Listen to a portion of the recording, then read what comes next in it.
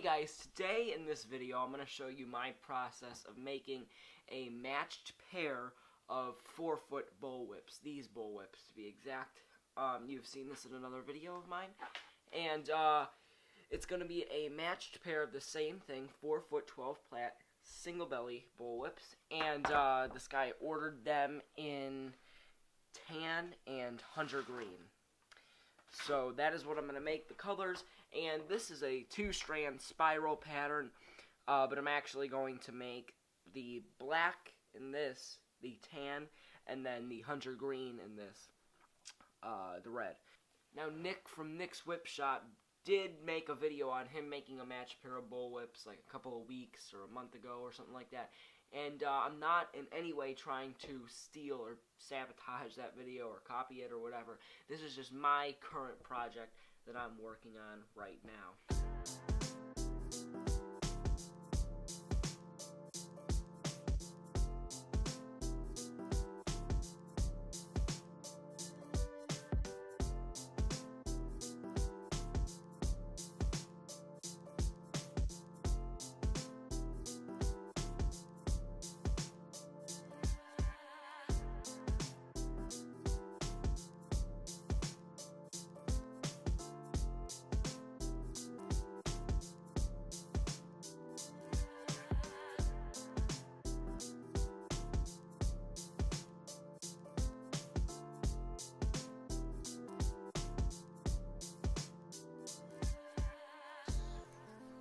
So I've cut 2 sections off of the 1/4-inch steel rod, and these are both 11.5 inches long. We're going to make 10-inch handles because I'm going to cut about 1.5 inches off at the end.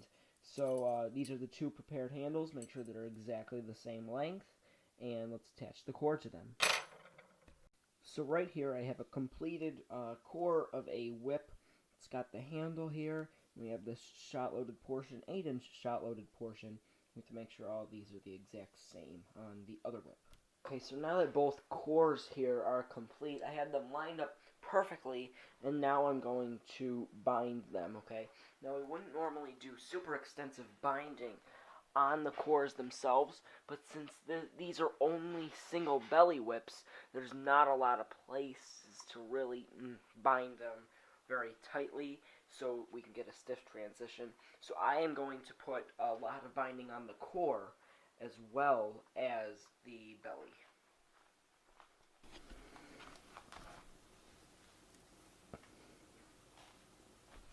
So I've got one of those So I've got one of our cores right here, and I've got some hockey tape that I'm going to use to wrap all the way up until the BB portion ends. We've marked off the BB portion with the artificial sinew, and that keeps all these BBs in place up here, but with the hockey tape will keep them in a straight line, which is also very important.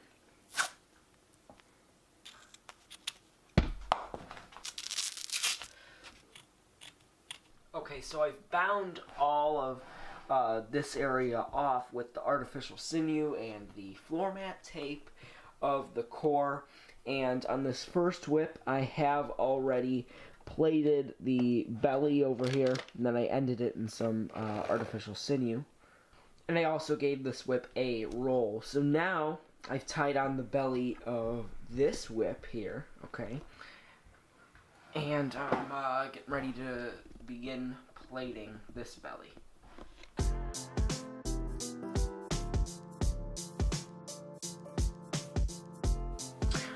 Okay, so I plated both of the bellies, and I bound this one off, and the reason it looks a little weird is because I haven't rolled it yet, but I have bound this belly and tied off with the white artificial sinew the points where I turned back around with the black artificial sinew. So to get to work binding this belly, I need to first start with the hockey tape, okay?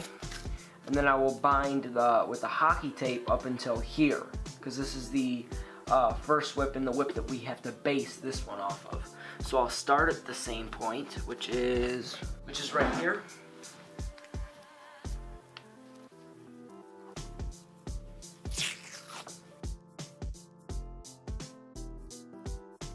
So now it doesn't look like it, but if I look at it from over top, they are actually perfectly lined up I know it looks like this one goes a little farther, but it doesn't. It's just the camera angle.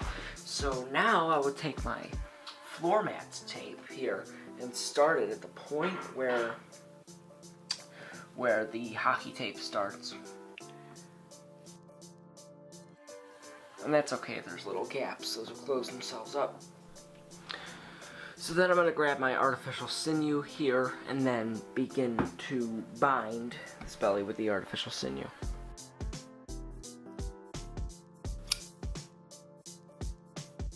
Well, I have finished binding both of these bellies, and since these are single belly whips, it means there's only one belly in the entire whip.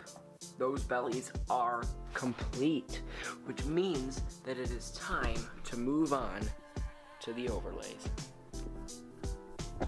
Also, make sure that you regularly give these whips rolls, okay? You can do this before the binding, after the binding. I do both before and after the binding. But what I mean by a roll is what I do is I take this wooden board and with actually suggestion from Nick from Nick's Whip Shop, I sprayed Plasti Dip onto this side of the board, and it gives it a nice grip for rolling your whips on the floor. You don't have to do that. You can just use a regular wooden board. Like this would work perfectly, but this is just a little bit better, a little more grippy, easier to roll it. But you take a whip and you stick it on the floor, and we'll take our board and literally just roll it, okay?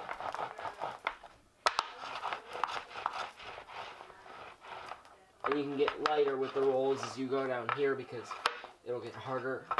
If you roll it too hard down here, it'll just slide across the floor. Over here, you can really get it.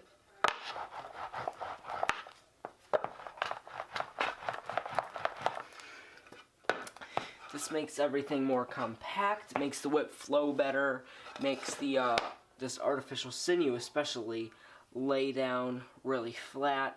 It just is awesome and a step that you really can't skip. So we have both of our whips right here, and both of them are ready to have an overlay. Now, the overlays are going to be hunter green and this kind of a lighter tan, okay? I know this looks black on camera. Trust me, it's hunter green. So this right here is the overlay going on right now in the hunter green and tan. So this part's the handle. Here's the transition down here where I'm going to convert to the herringbone pattern. But right now I'm just doing a two-strand diamond pattern. As you can see, it takes the shape of a diamond, and there's two strands grouped together, as you can see. So I'm just going to plate this a little bit more.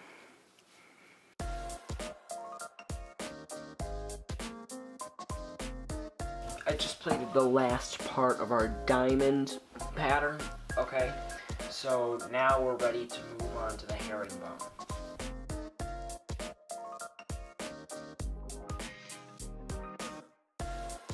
Well, I finished plating the overlay on this first whip here.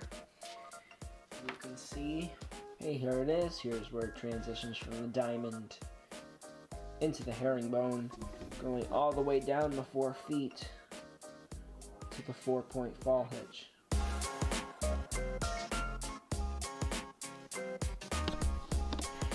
Alright guys, that's it for part 1 of this video.